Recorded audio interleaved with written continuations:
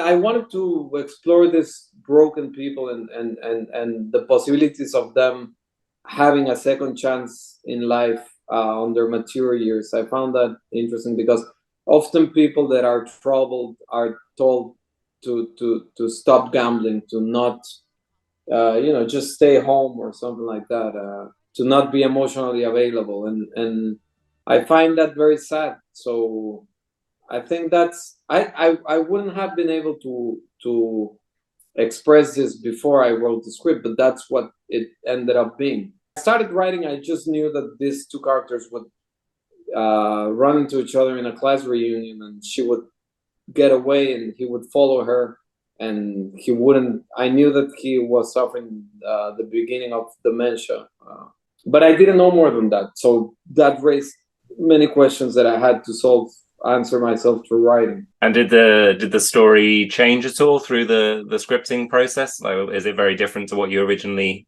had? The big change is that at first I thought it was going to be a revenge story. So Peter's character was actually going to be guilty of what he's accused of. Right.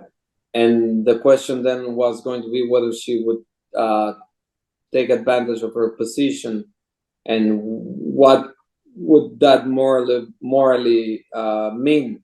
Talking to my sister, she told me, who wants to see that movie? Plus, you've done that before, going from bad to worse. So why don't you try the opposite?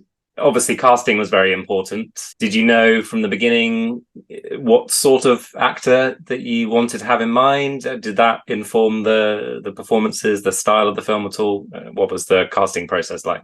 It was my agent's idea and Jessica's agent to put us together. They thought it was going to be a good match. It was definitely the case. We already shot another movie together, and we will shoot more. Same way that I met Tim Roth, and we shot 2-3 movies together already. So I asked Jessica who she wanted to play with, and because I wanted chemistry to not be a question mark, I knew that had to work. And the first name she came up with was Peter. She always wanted to work with Peter Sarsgaard. So I met Peter, and I immediately understood why. Yeah, the chemistry I think is what makes the relationship so believable, and the whole film in general. If this was an overly heightened film, if it was a sort of very dramatized film, you probably wouldn't buy into the world of the writing and the story. And I really felt myself kind of connecting with the characters on quite a deep level, and you have a lot of time to live with the characters in the long shots, and the way that the film plays out. Nothing feels rushed, everything feels like it would happen. Was that kind of style of filmmaking important for this story for you?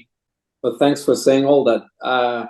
Yes, I never want the style to impose and to be central. I like providing the audience, hopefully, with a experience that's not it's not full of tricks and artificial, and at the end that's like a patronizing way to approach the audience, I believe.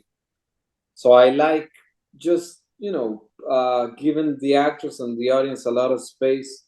There's a script, of course, that we're following, but I want to find something real, something spontaneous. Presumably the performances informed some of how the film ended up looking and came together. Was it quite a free set, or did you have a very strict idea of shots, or did the performances dictate some of that? I don't over direct the actors, and I never decide where the camera will be before I see what they have in mind. The usual process is I'm in the room with the actors, and they show me how they would make the scene. There are no rehearsals.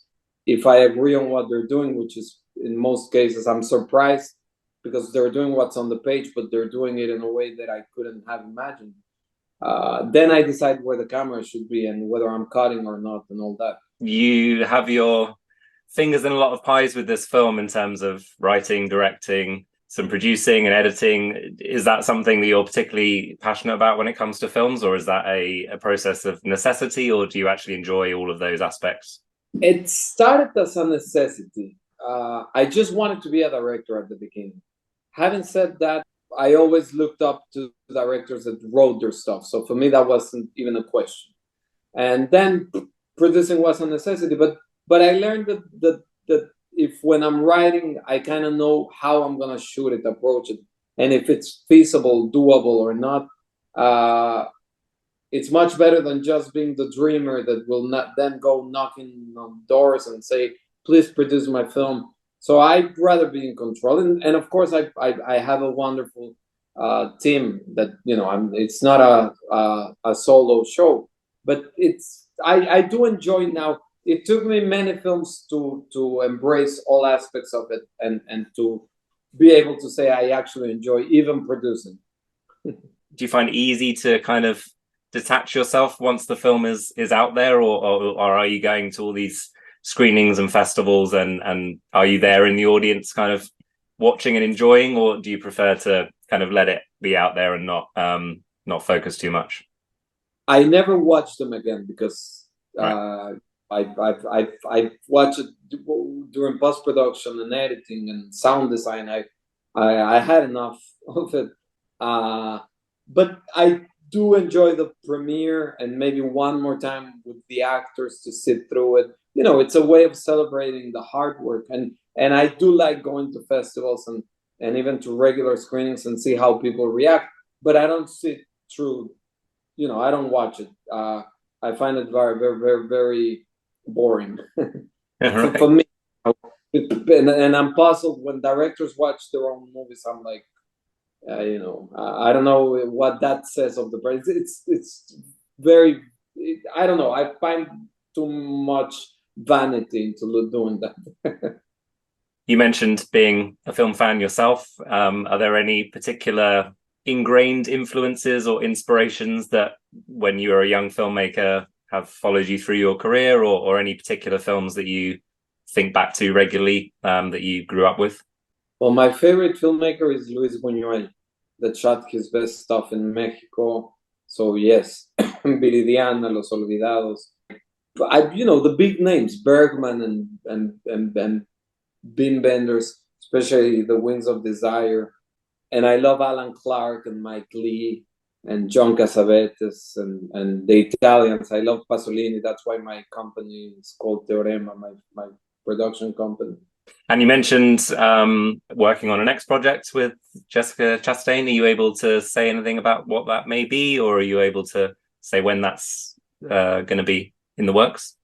Well, I'm editing, so I don't know when I'll be done with that process. I don't like, there's no deadlines, just editing slowly. We shot it in San Francisco, and she's playing a wealthy and upper class San Francisco woman that runs into a Mexican ballet dancer. So the film has to do with the relationship between the two countries, mirrored through these two characters. Yeah, you'll see it. I will. That sounds great. I will. Well, Michel, thank you so much for taking the time. I really enjoyed Memory. I think UK audiences are going to love it, and I wish you the best with the rest of the run of this film and your next projects. Thank you so much for talking to me. Thanks a lot. Thank you. Thanks. Take care. Thank you.